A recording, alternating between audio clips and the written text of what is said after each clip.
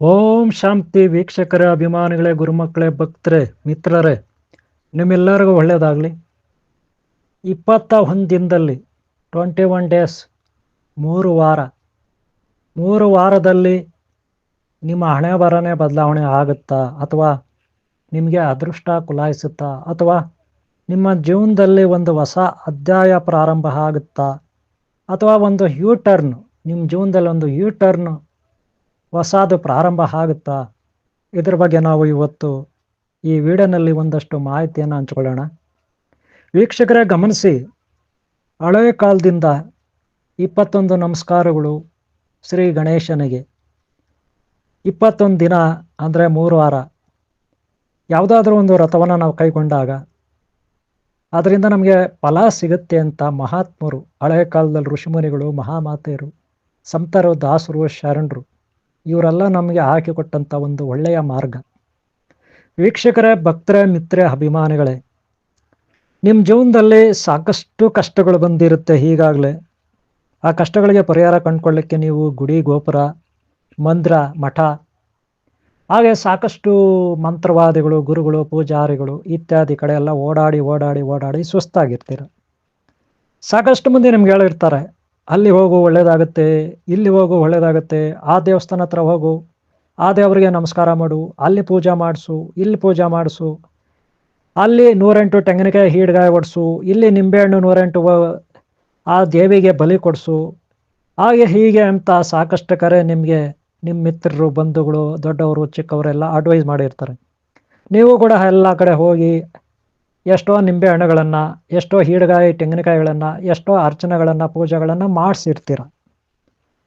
ಸಾಕಷ್ಟು ಕಡೆ ದೇವಸ್ಥಾನಗಳು ಸುತ್ತಿರ್ತೀರ, 100 ಕಿಲೋಮೀಟ್ರು. ಅದಕ್ಕೆ ಸಾಕಷ್ಟು ದುಡ್ಡು ಕೂಡ ಖರ್ಚಾಗಿರುತ್ತೆ, ಹಾಗೆ ಟೈಮ್ ಕೂಡ ವ್ಯಯ ಆಗಿರುತ್ತೆ.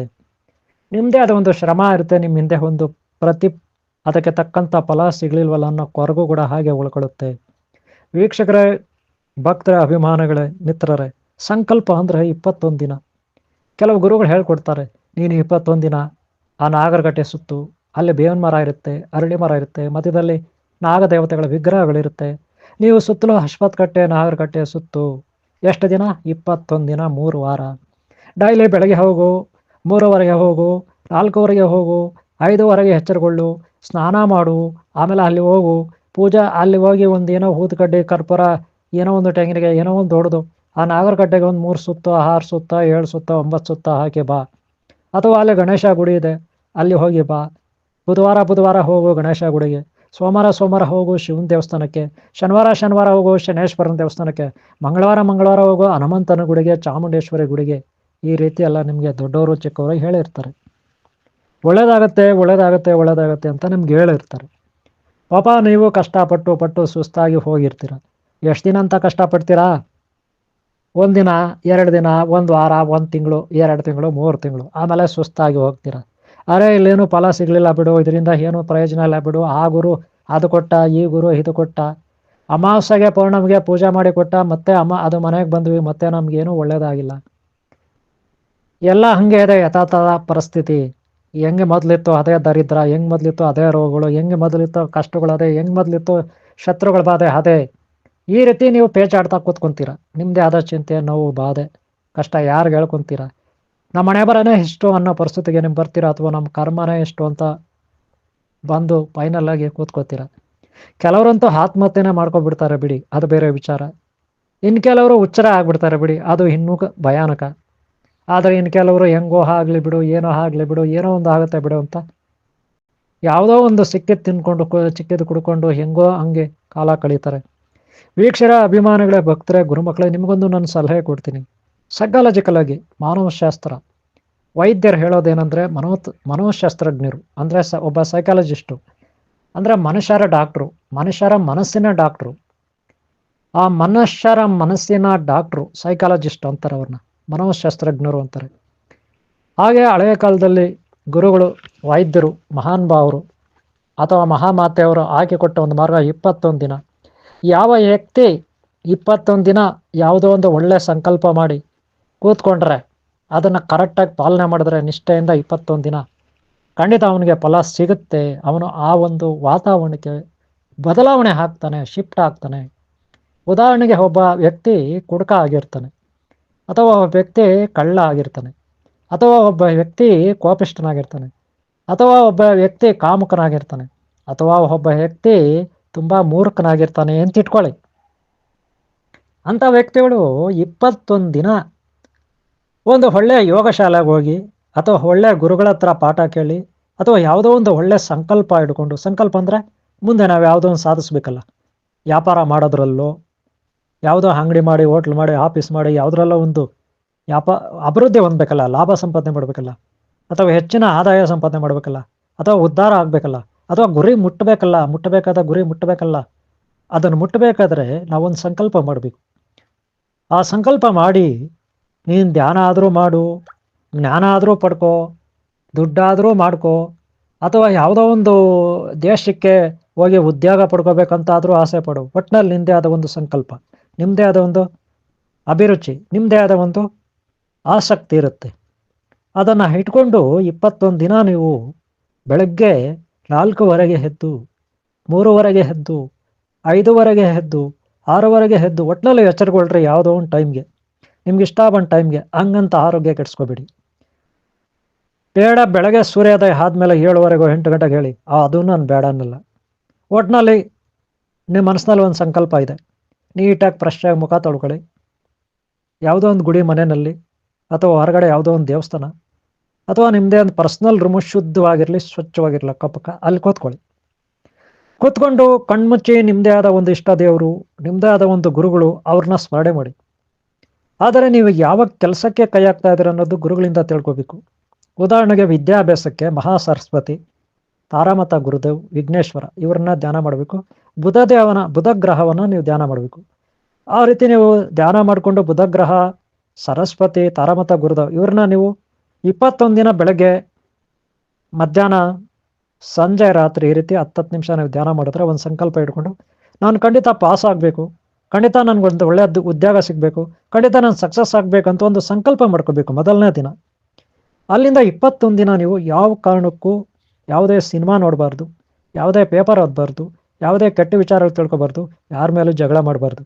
ನಿಮ್ಮ ಮನಸ್ಸು ಒಂದೇ ಇರಬೇಕು, ನಿಮ್ಮ ಗುರಿ ಮುಟ್ಟೋದು 21 ದಿನ. ಆ ರೀತಿ ನೀವು ಮಾಡಿದಾಗ 21 ದಿನ ಖಂಡಿತ ನಿಮ್ಮಲ್ಲಿ ಒಂದು ಬ್ರೈನಲ್ಲಿ, ನಿಮ್ಮ ಮೆದುಳಲ್ಲಿ ಒಂದು ಕೆಮಿಕಲ್ ಕ್ರಿಯೇಟ್ ಆಗುತ್ತೆ. ಮನೋಶಾಸ್ತ್ರಜ್ಞರು ಇದನ್ನೇ ಹೇಳೋದು, ಅನಾದ ಕಾಲದಿಂದ ಋಷಿಮುನಿಗಳು, ಗುರುಗಳು ಹೇಳೋದು ಇದನ್ನೇ. ನಮ್ಮ ಶರೀರದಲ್ಲಿ ಸಾಕಷ್ಟು ಬಯೋಕೆಮಿಸ್ಟ್ರಿ, ರಾಸಾಯನಿಕ ಪ್ರಕ್ರಿಯೆಗಳು ನಡೀತೆ. ಅಂದರೆ ನರ್ವ್ ಸಿಸ್ಟಮು, ಹಾಗೆ ಗ್ರಂಥಿಗಳು, ಬ್ರಹ್ಮಗ್ರಂಥಿ, ವಿಷ್ಣು ಗ್ರಂಥಿ, ರುದ್ರಗ್ರಂಥಿ ಇವೆಲ್ಲ ಇರುತ್ತೆ.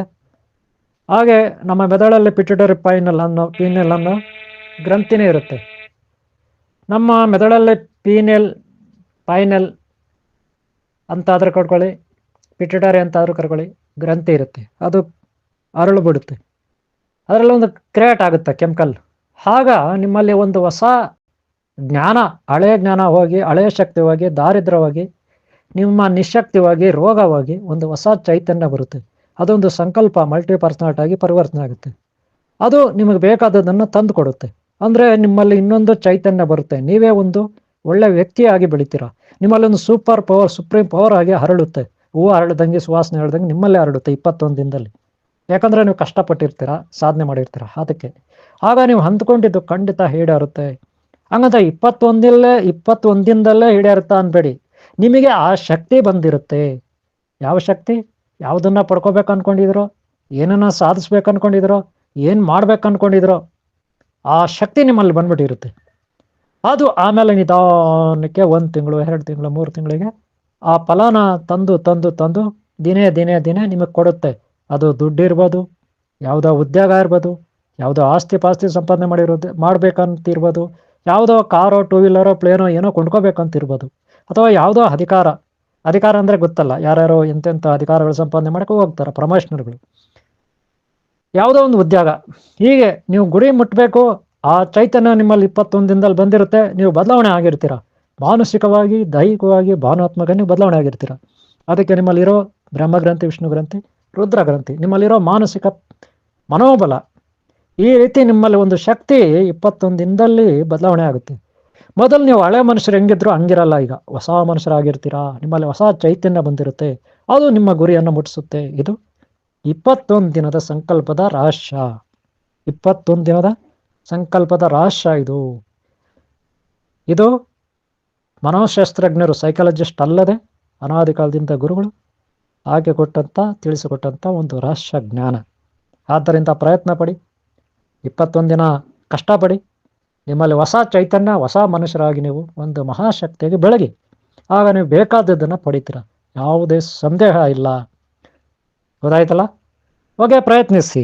ಇನ್ನು ಮುಂದೆ ಖಂಡಿತನೇ ಪ್ರಯತ್ನಿಸಿ. 21 ದಿನ ಭಾಳ ನಿಷ್ಠೆಯಿಂದ, ಭಕ್ತಿಯಿಂದ, ಗುರು ದೈವ ಭಕ್ತಿ ಇರಲಿ, ಪ್ರಕೃತಿ ಮೇಲೆ ನಂಬಿಕೆ ಇರಲಿ, ನಿಮ್ಮ ಮೇಲೆ ನಿಮಗೆ ಮೊದಲನೇದಾಗಿ ನಂಬಿಕೆ ಇರಲಿ. ಓಕೆ, ನಿಮ್ಗೆ ಒಳ್ಳೆಯದಾಗಲಿ. ಈ ವಿಡಿಯೋ ಇಷ್ಟ ಆದರೆ ಒಂದು ಲೈಕ್ ಮಾಡಿ, ಹಾಗೆ ಸಬ್ಸ್ಕ್ರೈಬ್ ಹಾಕೊಳ್ಳಿ. ಹಿಂದಿನ ಭಾಗ ನೋಡಿ, ಮುಂದಿನ ಭಾಗ ನೋಡಿ. ಹಾಗೆ ಈ ವಿಡಿಯೋ ನಿಮ್ಗೆ ಇಷ್ಟ ಆಗಿದೆ ಅನ್ನೋದಾದರೆ ಒಂದು ಲೈಕ್ ಮಾಡೋದು ಬರಿಬೇಡಿ, ಕಾಮೆಂಟ್ ಮಾಡೋದು ಮರಿಬೇಡಿ. ನಿಮ್ಮ ಪ್ರೋತ್ಸಾಹ ಆಗಿದ್ರೆ ಮತ್ತೆ ಮತ್ತೆ ನಾನು ಈ ರೀತಿ ಜ್ಞಾನ ಕೊಡಲಿಕ್ಕೆ ಇಷ್ಟಪಡ್ತೀನಿ. ಅನುಕೂಲ ಆಗುತ್ತೆ ನಿಮ್ಮ ಲೈಕ್ ಮಾಡಿದ್ರೆ. ಓಕೆ, ನಿಮ್ಮೆಲ್ಲರಿಗೂ ಒಳ್ಳೆಯದಾಗಲಿ. ಸಾಧನೆ ಮಾಡೋಕ್ಕೆ ಪ್ರಯತ್ನ ಪಡಿ, ಇವತ್ತಿಂದಲೇ ಈಗಲಿಂದಲೇ. ಓಕೆ, ಓಂ ಶಾಂತಿ, ಓಂ ಶಾಂತಿ, ಓಂ ಶಾಂತಿ.